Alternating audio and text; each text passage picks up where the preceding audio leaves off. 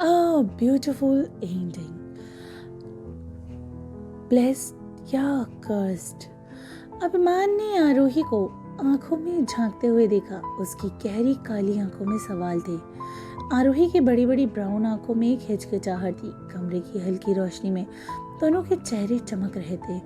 आरोही का दिल तेजी से धड़क रहा था। उसने खुद को थोड़ी हिम्मत दी और धीरे से कहती है, अभिमान, मैं तुम्हारी दुनिया का हिस्सा नहीं हूँ। तुम बहुत अलग हो और मैं सिर्फ एक आम लड़की।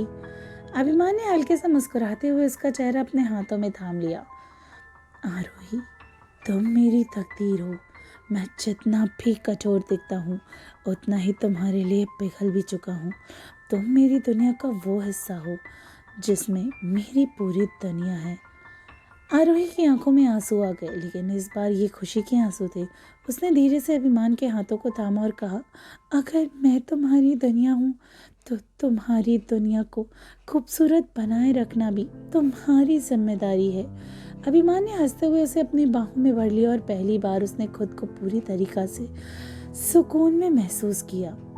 कुछ ही महीनों के बाद एक खूबसूरत समुंदर के किनारे सूरज की हल्की हल्की किरणें पानी पर झलमिला रही थी।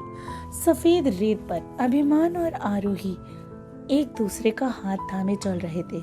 उनके चेहरे पर एक सुकून भरा हुआ था, उनकी आंखों में प्यार था। आरोही ने एक हल्की मुस्कान के साथ कहा, अभिमान, क्या तुमने कभी सोचा था कि हमारी कहानी इतनी खूबसूरत होगी? अभिमान ने उसकी तरफ देखा और हल्की हवा में उसके बाल उड़ रहे थे। उसने प्यार से उसकी नाक दबाई और मुस्कुरा कर कहता है, नहीं, लेकिन जब से तुम मेरी जिंदगी में आई हो सब कुछ जादू सा लगने लगा है। आरोही हंस पड़ी।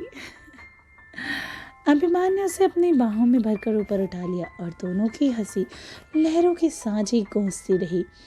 आज ना कोई डर था, ना कोई गलतफहमी, सिर्फ प्यार था, सच्चा, गहरा और हमेशा के लिए। और इस तरह दो अधूरी कहानियां मिलकर एक मुकम्मल प्रेम गाथा बन गई।